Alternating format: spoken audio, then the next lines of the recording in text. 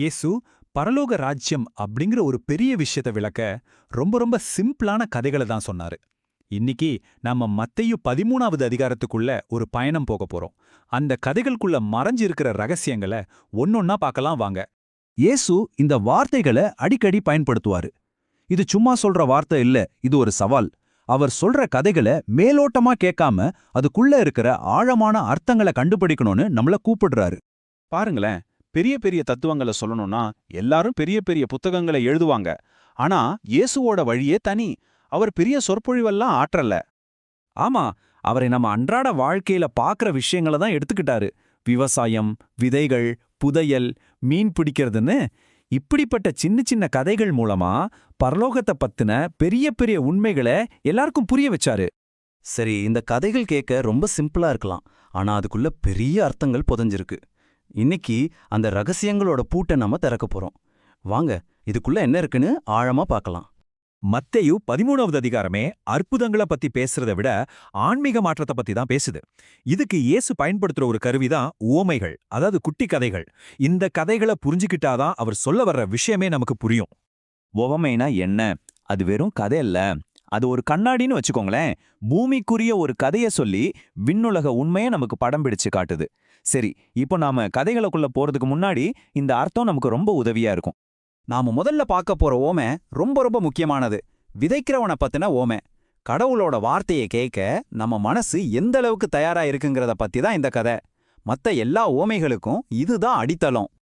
இப்ப பாருங்க, இயேசு 4 விதமான நிலங்களை பத்தி பேசுறாரு. இங்க விதைங்கிறது கடவுளோட வார்த்தை, நிலம்ங்கிறது நம்ம மனசு. வழியோரத்தில் விழுந்த விதை மாதிரி சிலர் வார்த்தைய கேட்ட உடனே அதை கண்டுக்காம விட்டுருவாங்க. பாறை நிலத்தில் விழுற விதை மாதிரி சிலர் ரொம்ப ஆர்வமா ஏத்துப்பாங்க, ஆனா பிரச்சனை வந்தா உடனே விட்டுட்டு ஓடிருவாங்க. முள்செடி நடுவுல விழுற விதை மாதிரி சிலர் உலக கவலைகள்னால அவங்களோட ஆன்மீக வளர்ச்சி அப்படியே நின்னு போயிடும். ஆனா நல்ல நிலம் மாதிரி இருக்கிறவங்க வார்த்தையை ஏத்துக்கிட்டு 30, 60, 100 மடங்கு பலன் கொடுப்பாங்க.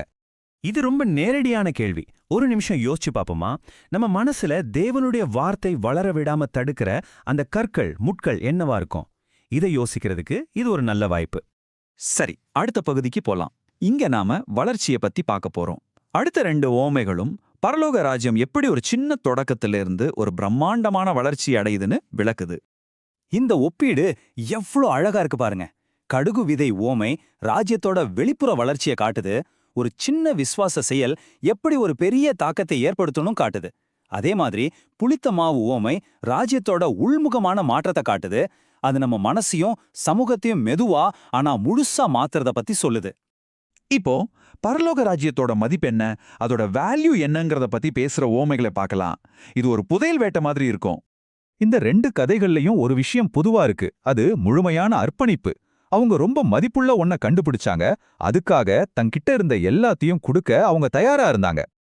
இதுல முக்கியமான விஷயம் இதுதான். பரலோக ராஜ்யத்துக்கு 100% அர்ப்பணிப்பு தேவை, முழுமையான சரணடைதல். ஆனா அதுக்கு பதிலா நமக்கு என்ன கிடைக்குது தெரியுமா? விலை மதிக்க முடியாத நித்திய ஜீவன். சோ இது ஒரு நஷ்டம் இல்ல, இது ஒரு முதலீடு. இந்த கேள்வி நம்மள ஆழமா யோசிக்க வைக்குது இல்லையா?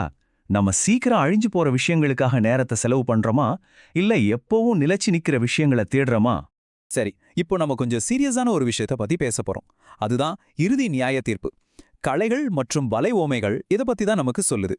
இந்த உவமைகளோட மைய கருத்து இதுதான். கடவுளோட பொறுமைனால நன்மையும் தீமையும் இப்போதைக்கு ஒன்னா வளர அனுமதிக்கப்படுது. ஆனா அறுவடை காலம் வரும்போது, அதாவது இறுதி நியாய தீர்ப்பு வரும்போது ஒரு தெளிவான பிரிவினை இருக்கும். தெய்வீக நீதி கண்டிப்பா ஒரு நாள் நிலைநாட்டப்படும். இது வரைக்கும் உவமைகள் என்ன சொல்லுதுன்னு பார்த்தோம். இப்போ அதை ஏத்துக்க நமக்கு என்ன தகுதி வேணும்னு பார்க்கலாம். இயேசுவோட சொந்த ஊர்ல நடந்த ஒரு சம்பவம் இதுக்கு ஒரு நல்ல உதாரணம். பாவம், நாசரேத் மக்கள் இயேசுவை பார்த்து இப்படிதான் கேட்டாங்க. அவங்களுக்கு அவர் ஒரு தச்சனோட பையன், அவ்வளவுதான். அவங்க மனசுல இருந்த அவிசுவாசம் அவர் உண்மையில யாருங்கிறத பார்க்க விடாம அவங்க கண்ணை மறைச்சிருச்சு. இதுதான் நம்ம கத்துக்க வேண்டிய மிக முக்கியமான பாடம். ஈசுவோட போதனைகள், அவர் செய்ய நினைக்கிற அற்புதங்கள், இது எல்லாமே ஒருத்தர் எந்த அளவுக்கு விசுவாசிக்க தயாரா இருக்காங்கன்றத பொறுத்து தான் இருக்கு. அவிசுவாசம் நமக்கு கிடைக்க வேண்டிய ஆசீர்வாதங்களை தடுத்து நிறுத்திடும். சுருக்கமா சொல்லணும்னா மத்தேயு 13வது அதிகாரம் நமக்கு சில முக்கியமான விஷயங்களை கத்துக் கொடுக்குது. 1, நம்ம மனசோட நிலைமை தான் நம்ம ஆன்மீக வளர்ச்சியை தீர்மானிக்குது. 2, கடவுளோட ராஜ்யம் சின்னதா ஆரம்பிச்சாலும் அது ரொம்ப பெருசா வளரும். 3 நல்லது கெட்டது ரெண்டும் கடைசி வரைக்கும் ஒன்னா தான் இருக்கும், ஆனா ஒரு நாள் நியாய தீர்ப்பு உண்டு. 4 பரலோக ராஜ்யம் விலை மதிக்க முடியாதது. கடைசியா கடவுள்கிட்ட இருந்து எதையாவது பெறணும்னா விசுவாசம் ரொம்ப ரொம்ப அவசியம். வாங்க நாம ஆரம்பிச்ச இடத்துக்கே திரும்ப வருவோம். விதைக்கிறவனை பார்த்தன உவமைக்கு. உங்க மனசுல தேவனுடைய வார்த்தை ஆழமா வேரூன்ற விடாம தடுக்கிற அந்த கல் எதுவா இருக்கும், இல்ல அந்த முள் எதுவா இருக்கும்? இந்த பழைய கதைகள்ல இருக்கிற உண்மையை நம்ம இன்னிய வாழ்க்கையில எப்படி பயன்படுத்துறதுன்னு யோசிக்கிறது தான் இந்த வாரத்துக்கான நமது சிந்தனை. லெந்து நாள் 13 இதயம் திறந்து வா, இயேசு சொல் விதை என்று உள்ளம் நட்டு வா. சின்ன விசுவாசம் பெரிய மரமாகும், ராஜ்யம் நம்முள் வந்து வாழ்வு மாறும். விதை விழும் நிலம் போல என் மனமாயிற்றா, கல்லை நீக்கு முல்லை நீக்கு அன்பால் நிரப்புவா. சூரிய வெப்பம் வந்தாலும் நான் சுருங்க மாட்டேன், தேவன் சொல் பிடித்து நான் பின்னோக்கி போக மாட்டேன்.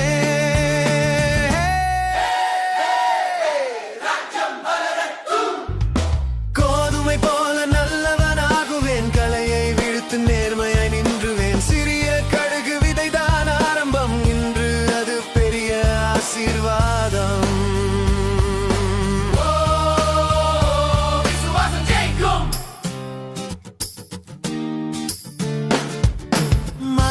பொக்கிஷம் கண்டேன் இன்று, அதை விட மிக்கது ஏதும் இல்லை. நிச்சயம் நன்று முத்து போல மதிப்புள்ள ராஜ்யம் இது, அதற்காக எல்லாம் விடுவேன் நான். இதோ வலை வீசும் நாள் வரும், தயாராகுவேன். நீதியின் பாதையில் நிலைத்து நின்றுவேன், சந்தேகம் வேண்டாம் பயம் வேண்டாம், இயேசுவுடன் இருந்தால் தோல்வி ஏதும் இல்லைதான். லெந்து நாள் 13 இதயம் திறந்து வா, இயேசு சொல் விதை என்று உள்ளம் நட்டு வா. சின்ன விசுவாசம் பெரிய மரமாகும், ராஜ்யம் நம்முள் வந்து வாழ்வு மாறும். ராஜ்யம் வரும், ராஜ்யம் வரும், என் உள்ளம் முழுதும் ஒளி தரும். ஜெயிக்கும், இயேசுவின் அன்பு என்றுமே நிலைக்கும்.